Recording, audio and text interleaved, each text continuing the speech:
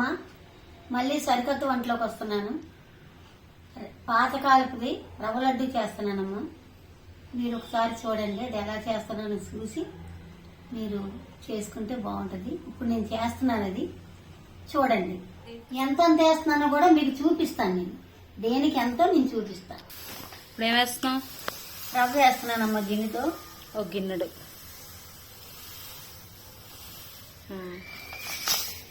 ఏం రవ్వ ఇది? బొంబాయి రవ్వమ్మా. ఓకే, ఉప్మా రవ్వ. ఇది వేపుతానమ్మా, కొద్దిగా నెయ్యి వేసి. ఓకే, ఇందులో వేసేస్తాను నేను. ఇందులో వేయచ్చా నెయ్యి? డైరెక్ట్ వేయచ్చు. ఎంత? ఒక స్పూన్ వేస్తున్నాను.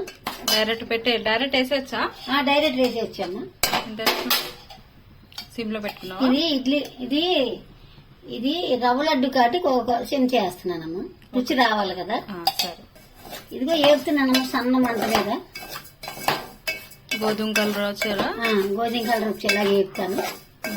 వేపి పల్లీలు చల్లారిన తర్వాత దీంట్లో కూర కొబ్బరి పొడి, యాలకుల పొడి, పంచదార అన్నీ కలుపుతాను. ఓకే, కలిపి పాలు వేడి చేసి కొద్దిగా పాలు పోసి. నిల్వ ఎన్ని రోజులు నిల్వ ఉంటుంది పాలు పోస్తే? 10 రోజులు ఉంటుందమ్మా. అందుకే తక్కువ చేసుకోవాలి. పాలు పోస్తున్నాం కాబట్టి. పాలు లేకపోతే ఎన్ని రోజులైనా నిల్వ ఉంటుంది. పాలు లేకుండా ఉండకట్టాలి కదమ్మా. అవునవును.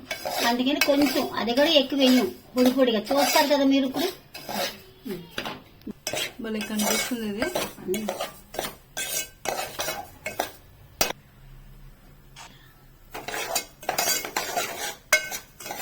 మాడిపోతుంది. ఇలా కలుపుకుంటూ ఉండాలమ్మా, లేకపోతే మాడిపోద్ది. అడిగిన ఇలా కలుపుకుంటూ ఉండాలమ్మా, మాడకూడదు. మాడితే బాగోదు. ఎగిపోయిందా?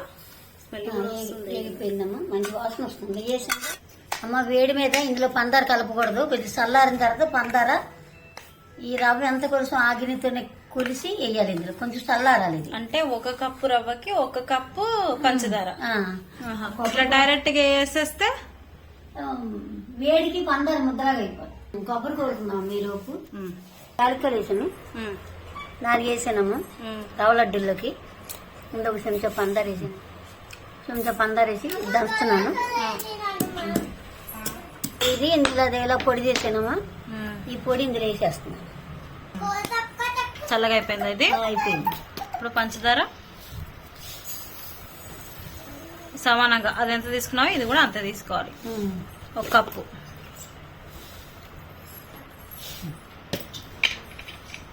ఇందులో కొబ్బరి పొడి కూడా వేస్తాను. అంటే ఎండు కొబ్బరా? ఎండు కొబ్బరి, పచ్చి కొబ్బరి వేస్తే బూజు వస్తుంది. ఎండు కొబ్బరి ఆ చెక్క మొత్తం పట్టేస్తుందా? చిన్న చెక్కనమ్మా, ఈ చెక్క పట్టేస్తా.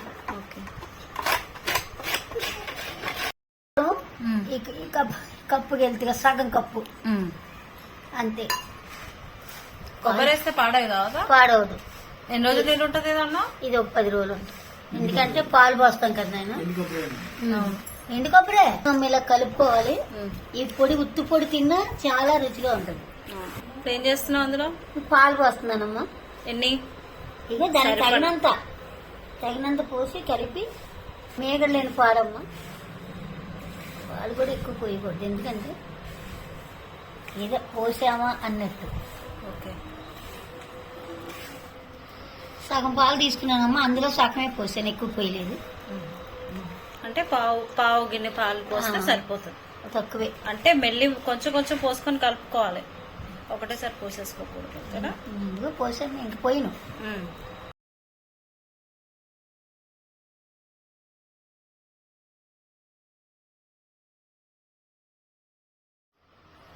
అట్లా నొక్కుంటూ తిప్పాలా? సున్నుండలా చుట్టాలి. ఇది రవ్వ లడ్డు. గట్టిగా ఉండాలి, లేకపోతే ఊడిపోద్ది.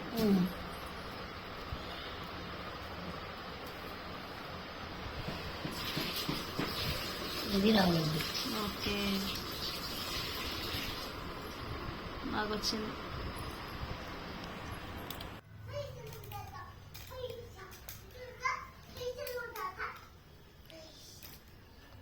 ఇలా చేయాలమ్మా, గట్టిగా నొక్కుకోవాలా.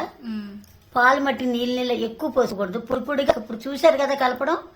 పొడి పొడిగా కలుపుకుంటే రవ్వ కదా కలిసిపోయి పంచదార కలిసిపోయి బాగా ఉంటుంది. ఇన్ని రవ్వ లడ్డూలు అయ్యాయి. అంత ఒక కప్పు దానికి. ఇలా చుట్టుకోవాలమ్మా. చిన్నవి కావాలంటే చిన్నవి చుట్టుకోవచ్చు, పెద్దవి కావాలంటే పెద్దవి చుట్టుకోవచ్చు. ఈ 10 రోజులు ఉంటాయి, ఎందుకంటే పాలు పోస్తాం కాబట్టి. ఇలా చేసుకుంటే బాగుంటది, తింటే రుచిగా ఉంటది. అన్ని దోరగా వేపుకోవాలి. అన్నీ ఇంకా అది రవ్వ ఒకటే నెయ్యి వేసి వేపుకోవాలి. వేసుకొని జాగ్రత్తగా ఇలా మంచిగా చుట్టుకుంటే తింటే బాగుంటది. కొంచెం కొంచెం నేను ఇప్పుడు చిన్న కప్పులతో కాలేజ్ చూపించాను కదమ్మా. ఎక్కువ చేసుకోలేకపోయినా అప్పటికప్పుడు చిన్న కప్పుతో చేసుకోవచ్చు. పిల్లలకి తింటా బాగుంటది, పెద్దలు. సరికొత్త వీడియోతో మళ్ళీ కలుద్దామమ్మా. నమస్కారం.